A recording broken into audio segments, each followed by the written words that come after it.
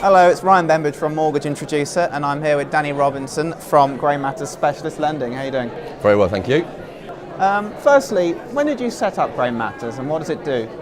So we set up Grey Matters May of last year, 2017, off the back of working within banking, commercial environment.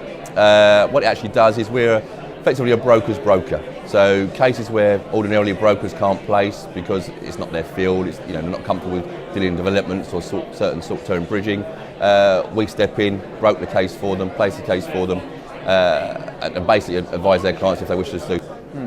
Right, okay. So, bridging providers, are there too many in the industry now? Personally, I think there are, simply because there's too many providers offering the same thing. They're all fishing in the same pond with the same angling equipment. Yes, every now and then they're going to get a bite and land some deals, but there's lots of not new ones. Every week there's a new bridging provider coming to the market, just offering exactly what's already in the market. So I think what we need moreover is more products, not more providers. Right.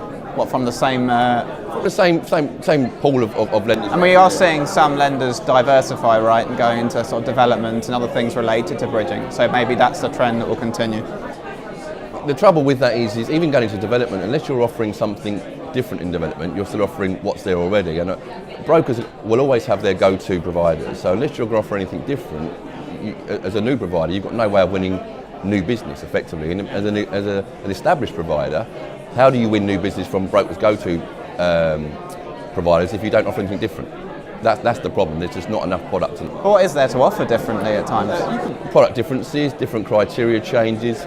Pricing is not such a key issue within the short-term market because it's about getting the deal done. But often it's the case of it takes too long. Bridging takes too long now. It can take up to six to 8 weeks to get a bridging deal through. It was never that way. No, I mean that's not. The whole point of a bridger is meant to be fast, exactly. Right? But I think with the changes in criteria now and how institutional funds are used, there are certain rules even bridging providers have got to follow.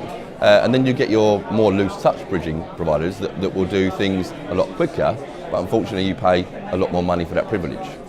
How have the PRA guidelines affected the buy-to-let market?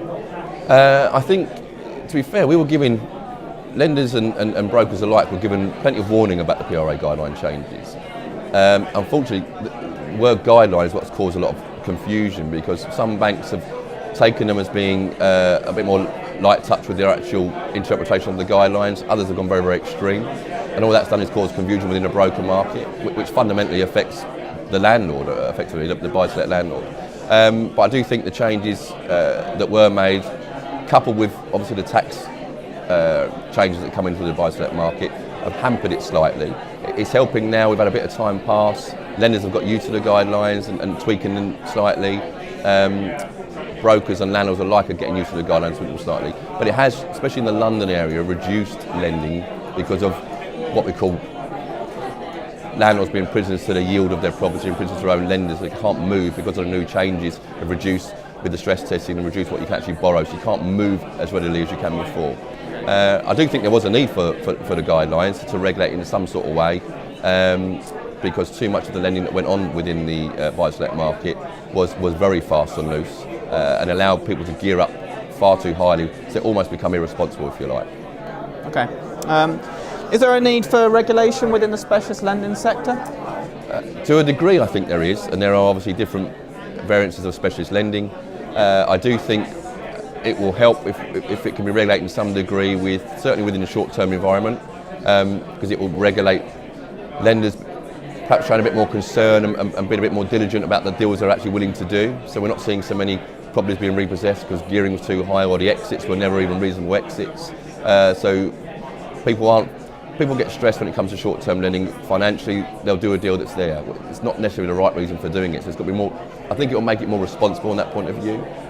I think it will also regulate a lot of the brokers and introducers of the short-term market because too many still operate without any permissions, and lenders accept business from those without permissions for deals that really shouldn't be going through. If you've got a proper regulated advisor, will still advise on a non-regulated product, whether it's right for you to do or not right for you to do. So I do think to a degree we do need some regulation.